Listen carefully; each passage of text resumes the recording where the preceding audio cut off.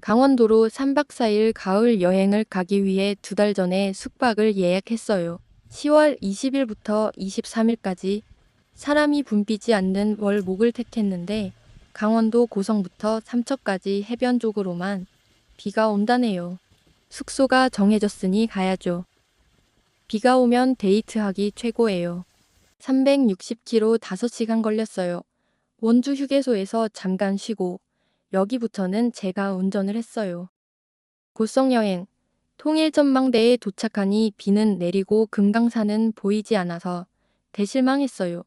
북쪽의 해금강 해변이 평온하게 보였어요. 화진포 호수 주변에 있는 김일서, 이기붕 별장을 구경했는데 선교사들이 살던 곳이라네요. 소박하지만 경치는 최고에 있었어요. 이승만 별장은 수리 중이라서 겉으로만 봤고요. 금강산 건봉사는 화려하지 않아도 목조 건물이 주는 아득함이 있어요. 통도사, 송광사, 태인사와 함께 통일신라 시대의 4대 사찰이라고 하네요. 건봉사 분리문 옆에 있는 강원도 보호수인 500년 된 팽나무도 있고 300년 된 소나무도 있으며 소나무들이 계곡과 어우러져 한 경치예요. 비는 그쳤지만 눈파도의 파도는 셉니다. 실류카 꽃이 아직도 싱싱하게 피어 있어요. 청간정과 청학정을 둘러본 후 속초 아마다 숙소로 갔어요. 속초 여행. 오션뷰 숙소의 베란다에서 본 경치입니다. 멀리 롯데리조트가 보이네요. 라마다 호텔은 경치는 괜찮은데 주차하느라 힘이 들었어요. 길이 협소했거든요. 하지만 18층 숙소는 넓고 쾌적했어요. 숙소 앞에 있는 아바이 어시장 식당에서 조개전골을 먹었는데 싱싱하고 얼큰했어요. 날 것보다는 익힌 것을 먹었어요. 가급적 생야채도 피하려고 합니다. 아무래도 나이 들어서 면역력이 약해지고 있겠지요. 단풍덜정의 광금성을 가기 위해 설악산 케이블카 탑승을 하려고 하는데 안개가 광금성을 휘감고 있네요. 이 사진은 잠깐 벗겨졌을 때 찍은 사진이고요. 케이블카는 5분마다 40명이 한 번에 타요. 줄이 긴 것 같아도 회전이 빨라요. 창가에 서면 경치가 잘 보이겠죠? 걷는 길이 운치 있고 쾌적했어요. 광금성 정상 부근에 오르니 사람들은 많아요. 신흥사가 이렇게 아름답고 평온함이 있는 곳인 줄 처음 느꼈어요. 다멘 설악에서 며칠간 머물고 싶어졌어요. 신흥사 앞마당 국화는 피지도 못했는데 곧 겨울이 올 듯해요. 비가 와서 날씨도 춥고 해서 커피 방아차기라는 이상한 이름의 카페에 갔어요. 불교 용어로 집착을 내려놓으라는 뜻이라네요. 남편은 아메리카노, 저는 생강차를 시켰습니다. 카페에 들어서자 마늘빵 굽는 냄새가 가득했어요. 분위기, 커피, 생강차, 마늘빵의 수준은 베리구드 이었어요. 우비도 샀네요. 삼척여행. 정나진 수제찹 쌀떡집에 들러서 9개를 사고 솔비치 숙소에 왔어요. 삼척 갈 때마다 먹고 싶네요. 달지도 않으면서 파테의 순수한 맛에 부드러운 찹쌀의 맛이 자꾸 손이 가요. 파셔로션뷰 숙소에서의 경치인데 3년 전에 갔었던 촛대바위가 보였어요. 와, 감탄이 절로 나왔지요. 저녁은 솔비치 해파랑에서 둘 다 강된장 쌈밥 정식으로 했어요. 참 잘 시켰다고 하면서 맛있게 먹었습니다. 야경 걷기를 싫어하던데 우리 부부를 걷게 만든 솔비치의 산토리니 광장 야경 최고입니다. 바다도 보이거든요. 지중 해풍의 건축물과 동해바다가 우러진 환상적인 경치죠. 정갈하고 지리적으로 편해서 다음날 아침 식사도 해파랑에서 먹었어요. 남편은 사골 우거지 해장국 정식. 저는 전복 해물 뚝배기를 먹었는데 해물이 끊임없이 나오네요. 대만 쪽입니다. 북하산 가을 산행이 이번 여행의 최고 목적인데 늦어서 난감합니다. 목표소에 전화를 하니 입장은 허용되었다고 하네요. 등산화, 우비, 스틱 준비해서 출발했어요. 배틀 바위까지 1.5km. 등산 경력은 많았지만 걱정이 됐지요. 등산길에 물이 흐르고 있어요. 기분은 상쾌 통쾌. 산에 오르자 청옥산 서너 군데에서 폭포가 동시에 내려오네요. 등산을 500번 넘게 했는데 처음 보는 광경입니다. 등산객도 2명만 만났고 한적하게 오르고 있는데 갑자기 우렁찬 소리가 울려 퍼졌어요. 청옥산에서 발원한 세 단위 폭포가 연이어 떨어졌어요. 용축폭포라네요. 안개 속에서 사라졌다가 나타나는 것이 신선놀음하고 있는 듯 했지요. 수량이 풍부해서 시원하고 웅장해요. 폭포 소리와 시원한 물줄기가 비오는 스트레스를 말끔히 씻어냈어요. 하늘 거리는 소나무 사이로 폭포가 힘차게 흐릅니다. 오르는 계단에 낙엽이 보이고 배틀바위 옆에는 단풍나무가 붉게 물들었어요. 배틀바위에 드디어 도착했는데 안개가 자욱해요. 처온. 안개 낀 배틀바위의 모습이에요.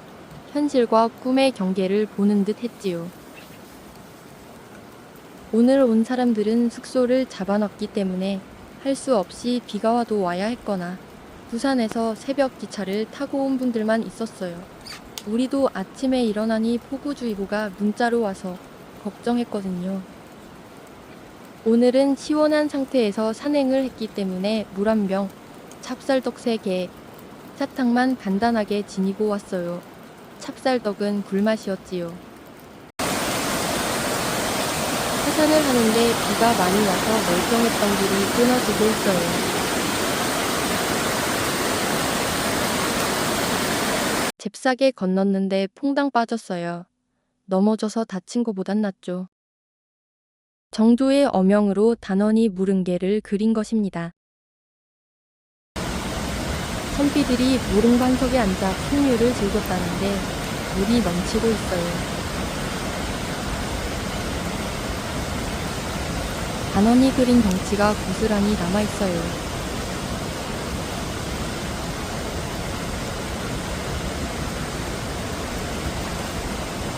앞에 있던 바위가 그림의 오른쪽 아래에 보이나요? 늦은 점심으로 무릉회관의 비빔밥과 산나물전을 먹었는데 비빔밥의 나물은 흘림골에서 먹었던 잊지 못할 나물 맛이 있었고 산나물전은 집에 가서 꼭 해보리라 하고 다짐하게 한 건강한 맛이었어요. 피곤한 몸을 동해의 온천에서 풀고 용평 리조트 타오콘도에 도착했어요. 용평 여행. 용평에 도착하니 단풍이 곱게 물들었고 숙소들이 나름대로 한 멋에서 기분이 업되었죠. 용평에 온 이유는 작년에 눈꽃 가득한 데크길을 걸었는데 너무 환상적이어서 발왕산 무장의 길을 걷기 위해서입니다. 비가 약간 내리고 안개가 끼었는데도 80세 할머니 분들이 이런 데크길이라면 하루 종일 이라도 걷겠다네요. 스키철만 아니면 평일에는 단풍이 절정이어도 걱정할 게 없어요. 66개 정도의 8인승 케이블카가 쉼없이 나르거든요. 붐비지 않는 한 2명이라도 팀별로 데워서 케이블카 안에서 자유롭게 말하며 즐길 수 있어요. 작년 겨울에는 아랫길에서 스키를 타는 사람들도 볼 수 있었어요. 멀리 보이는 단풍도 좋지만 데크길이 천상 위를 걷는 기분이죠. 단풍과 희귀식물들이 주목과 어우러져서 3km 내외에 데크길이 있다는 것이 우리나라의 자연과 모든 것이 경이롭게 여겨지네요. 고개를 들어보니 은은한 단풍색과 멀리 보이는 주목이 숨을 먹게 해요. 천연 안반수 발왕수인데요. 재미있게 약수물이 나오고 있네요. 저는 재물, 남편은 장수의 물을 마셨어요. 초등생이 아빠와 함께 왔는데 아들은 장수를 마시려고 하고 아빠는 지혜를 마시라고 하네요. 천년주 목숲길에는 갖가지 이름의 주목이 있는데 고뇌의 주목입니다. 바위에 씨가 떨어졌는데 새로운 길을 찾아 뿌리를 뻗은 왕발주목. 생명력이 존경스럽네요. 왕발의 모습인데요. 누구도 뺏지 못할 생명력이 보이네요. 백석의 나무라고도 하는 갈매나무가 많은데 주목과 함께 살아가고 있어요. 1458m의 산 위에서 주목, 마가목, 갈매나무, 흰가지의 토종 자작나무가 사이좋게 자라고 있어요. 보기만 해도 흐뭇합니다. 멀어도 매년 오고 싶은 이유가 되죠. 철학의 나무 참선주목은 필요한 만큼만 소유하고 나누는 지혜가 행복한 기운을 준다네요.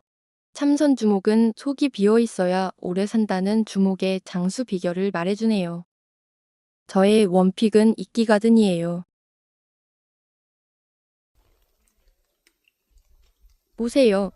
홀딱 반할 거예요.